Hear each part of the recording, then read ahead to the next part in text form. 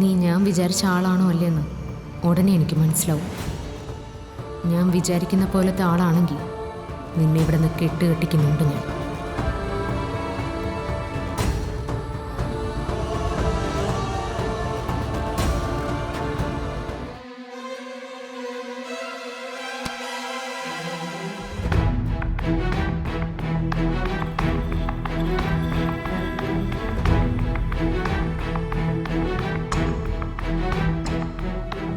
മുടിനാരയ്ക്ക് രക്ഷപ്പെട്ട അർച്ചനയുടെ ദീർഘായുസിനെ കുറിച്ച് പറഞ്ഞവരാരും ഒരു കുഞ്ഞിനെ പെറ്റുപോറ്റാൻ അർച്ചനയ്ക്കാവില്ല എന്നുള്ള സത്യം അറിഞ്ഞിരുന്നില്ല.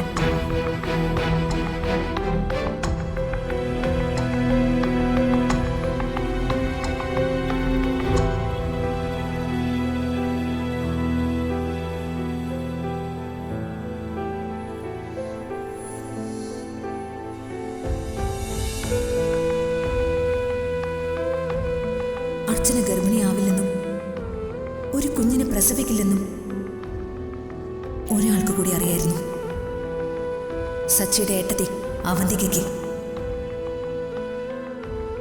എന്താണ് സത്യാവസ്ഥ എന്ന് അറിയണം, അല്ലാതെ ഈ സംശയം മനസ്സിലിട്ട് നടക്കുന്നത് ശരിയല്ല.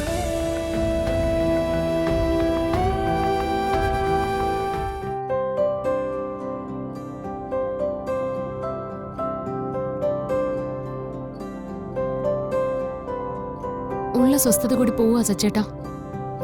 ധനുഷ് ഇവിടെയുള്ള ഓരോ സമയവും എനിക്ക് ടെൻഷനാ. ഈ വീട്ടില് ഇത്രയധികം സ്വാതന്ത്ര്യം കൊടുക്കാനും മാത്രം അയാൾ ആരാ? അടുക്കള മുതൽ ബെഡ്റൂം വരെ കയറി വരുന്നു. ഇവിടെ ആർക്കും പറഞ്ഞിട്ടൊന്നും മനസ്സിലാവുന്നുമില്ല. ഒരു പരിധി കൂടുതൽ ഞാൻ സ്നേഹയോട് എങ്ങനെ പറഞ്ഞ് മനസ്സിലാക്കാനാ?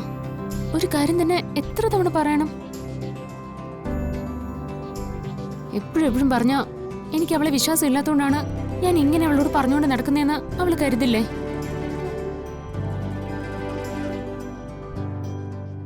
വിൽക്കാനും വിഴുങ്ങാനും വയ്യെന്ന് കേട്ടിട്ടേ ഉള്ളൂ. ഇപ്പോ ശരിക്കും മനസ്സിലായ അവസ്ഥ.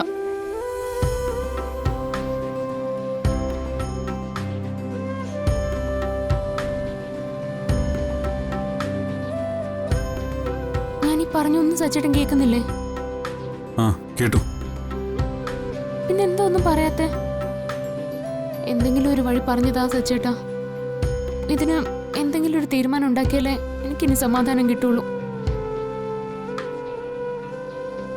എന്തുപറ്റി സച്ചേട്ടാ?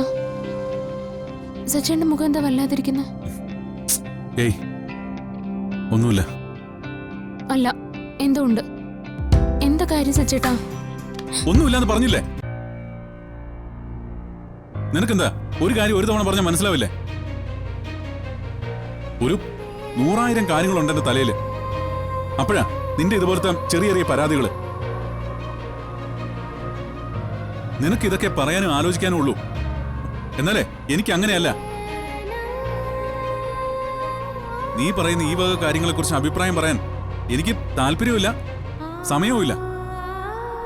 അതുകൊണ്ട് ഇതുപോലുള്ള നിസ്സാര കാര്യങ്ങളും പറഞ്ഞുകൊണ്ട് എന്നെ ബുദ്ധിമുട്ടിക്കാൻ വരരുത് പ്ലീസ്.